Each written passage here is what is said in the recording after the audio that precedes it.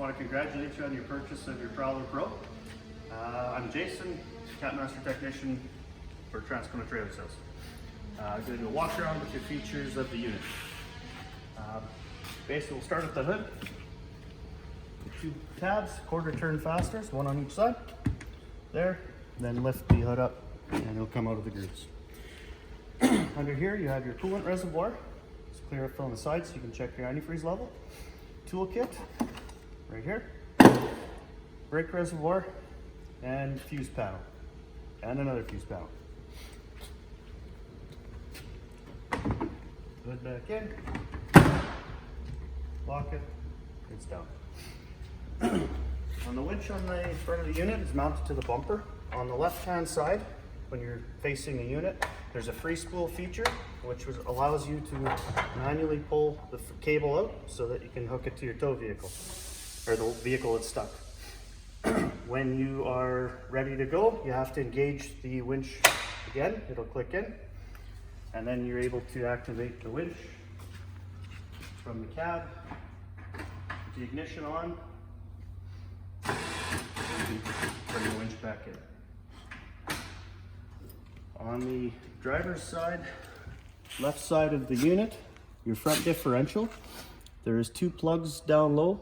There's a small, an 8mm plug there that has that's the fluid level fill height. The larger plug above is your fill plug to fill the differential when you drain it. On the bottom of it, from the underside, there's a drain screw.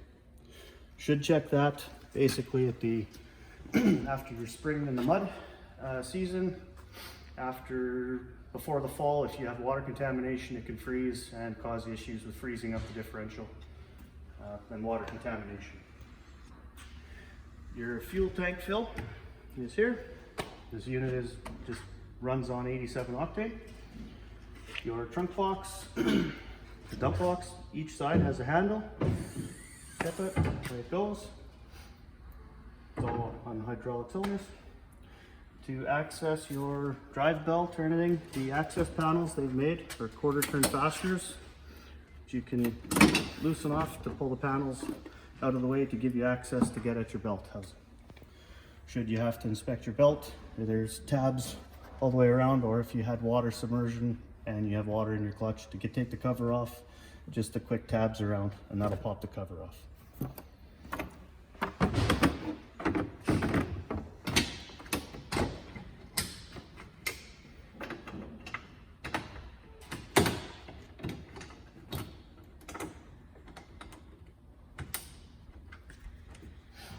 Location of the VIN plate as well.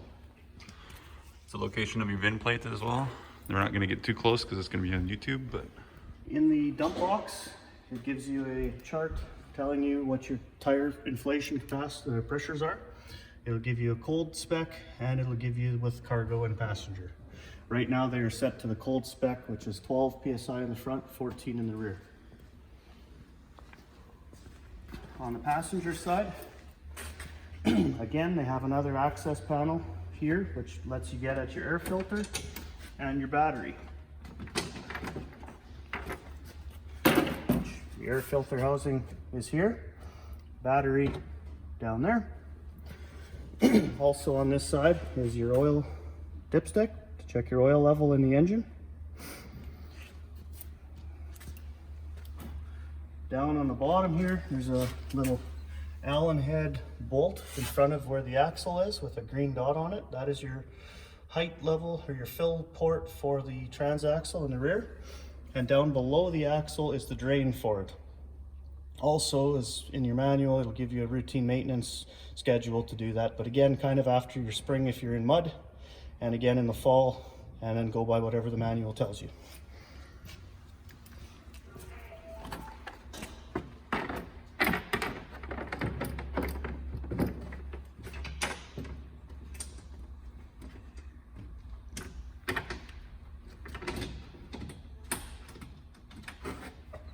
Again, if you're in really dusty conditions or dirty conditions, will determine how often you do your maintenance on the unit.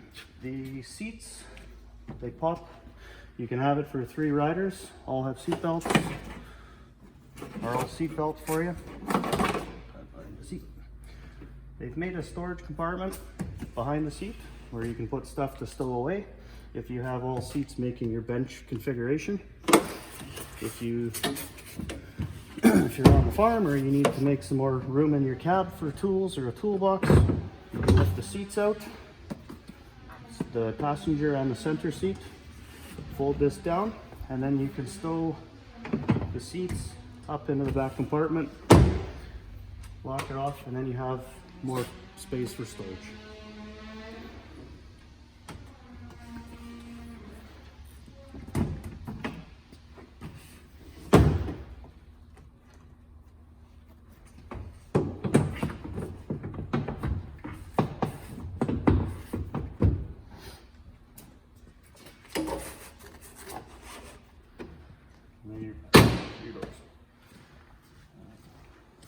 Okay, we'll go through into the cab here now.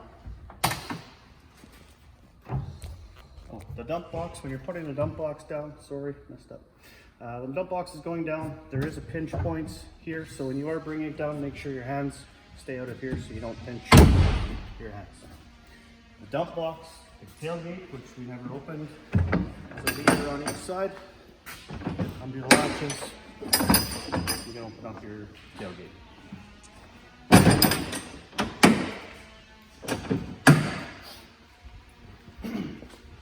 So, in the cab. So, again, Articat, they've built tilt steering now. So you've got your height, you can adjust how you want your tilt. When you come into your cab, your ignition, turn the key on to run. That's where I'll leave it right now, just to explain all the features. On the gauge, you've got your park symbol or icon there. That's where we're at. So the top window, you have 3 buttons across your gauge. The top window will flip or the left button will flip your top window. The middle will toggle through the middle bar, which will give you your odometer, trip meters. To reset your trip meters, hold the button in, it'll 0 them. So you have 2 trip meters. If you wanted to set one so you know how many miles you did your oil change at, you can do it from there. Also has the hour meter. Your shifter indicator, it'll tell you where you're at if you're in park, reverse, neutral, high range, and low range. The left or the right hand toggle, pardon me, right hand button will toggle through your bottom. So you have your fuel gauge, you have your coolant temperature. Also, you have the option of having the degrees in there or just using a bar. I have it set right now where it has the number. If you don't want the number, you push and hold the button and it'll take the number away. So it'll just be a bar graph coming up. I personally like the number so people know exactly where their unit's running. Voltage will give you your voltage, telling you the unit's charging. It'll also tell you that your battery, what your status is. Intake air temperature, your tachometer, and then fuel. The winch switch also, again, in the center here, you've got your winch out or in. On each side of the center console, you've got 12-volt accessory plugs where you hook up light, tire pressure, or tire inflator, any kind of little air pump, or any kind of 12-volt accessories. On the left-hand side of the driver's stuff, we have over here the 4-wheel drive and 2-wheel drive switch. So if I want 4-wheel drive, the 4-wheel drive will illuminate there. And also in the speedometer, it'll also show in the graph here where the little vehicle icon is. It'll tell you if you're in 4-wheel drive there also. Puts a little symbol in the center. Also on here, we have kind of a turf mode where it locks your rear axle or keeps it semi. So if you're driving on your grass in your yard and you don't want it to rip up when you turn, you'll go to the unlock mode. And then if you need Fauzi on the rear, flip the switch to lock, and then that'll give you positive traction on the rear axles. Also, then just underneath that is your headlight switch. So you have the first position is off, obviously. Second is your low beams, and then high beams. To start the unit, you have to put your foot on the brake. You can be in park or in gear. Any way you need to have your foot on the brake, you're just going to turn the key on, and the Prowler Pro is a very quiet engine. Barely hear it running. Okay, before we're going to use the unit, after we've confirmed all our fluids are up to levels and we're safe to go riding, of course, we need to get our protective gear so that we have it ready to go riding. And also one thing, the other part of the unit is the seatbelt has to be buckled for the drivers. Otherwise you'll be limited RPM, so it'll be restricted to how fast you can go. Once you're ready to go, start the unit and you're ready to go have fun on the trail or work.